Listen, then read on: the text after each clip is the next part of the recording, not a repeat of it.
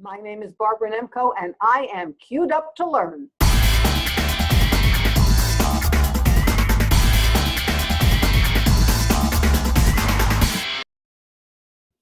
Hi, everybody. Welcome to Queued Up. Thank you so much for joining us. I'm super excited to chat today with our special guest, Barbara Nemko. So thank you so much, Barbara, for joining us.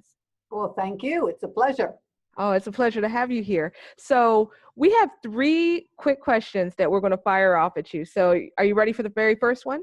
Go. All right. So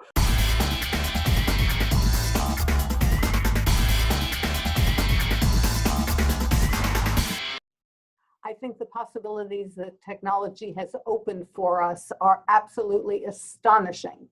And I think we have the potential to do things we never thought we could do. I think this illusory closing of the achievement gap, which we haven't been able to achieve in more than 50 years, can be closed when we really make the transformation to the digital world.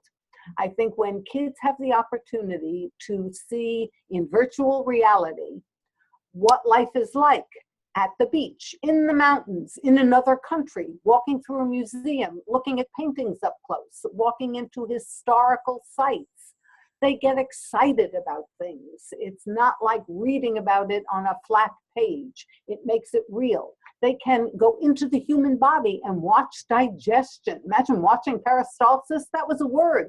They can see it. So this is what will get kids engaged. And it's right here for us.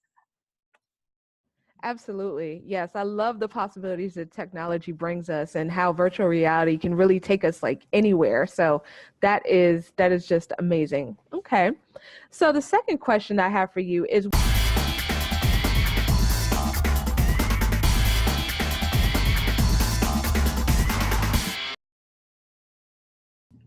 Well, hopefully it won't be my bucket list, but yes, we're excited about a couple of things. We've been doing digital early literacy with preschool kids now since our first pilot in 2011, when our teachers crossed their arms over their chest and looked at me like I was the enemy. Now, if I tried to take it away from them, they would look at me the same way. They love it because they have seen how technology can take 3.5-year-olds who are already using it at home. Let's not kid ourselves. They're doing things with their mother's iPhone and iPad, and we want to be sure that what they're doing are the good things, the educational things.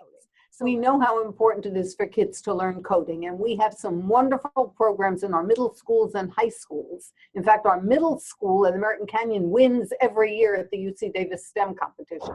But we don't do enough in elementary school. We only have a few teachers throughout the county who are doing elementary robotics and coding. So we did a dot and dash workshop last night, and the teachers who were already using it brought their equipment, and we had somebody who was facilitating the workshop, and it was so much fun.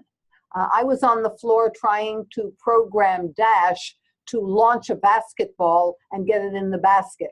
So I was coding Dash by how many steps forward he would take, and then what power he would launch at, and then to do a victory dance.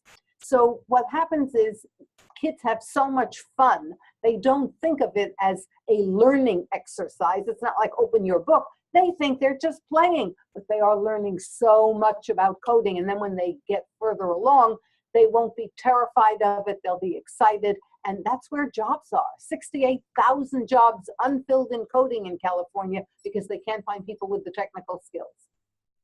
oh my goodness. So that really makes a big impact by exposing them to it early and often. Yes. And yes, absolutely. So that is spot on.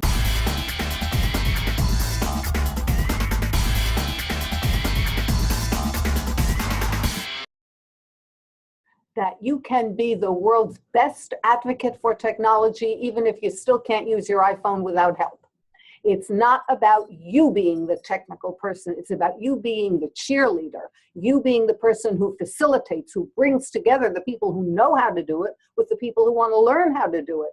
So just go for it. Don't be stopped because you think, who am I to tell these younger teachers about technology? You are the person. You have experience in education. You know what works. Absolutely. So you are definitely speaking my language right now. I'm loving it. So thank you so much for being here with us, Barbara. And I really appreciated chatting with you. So for Well, anyone, thank you. well, thank you.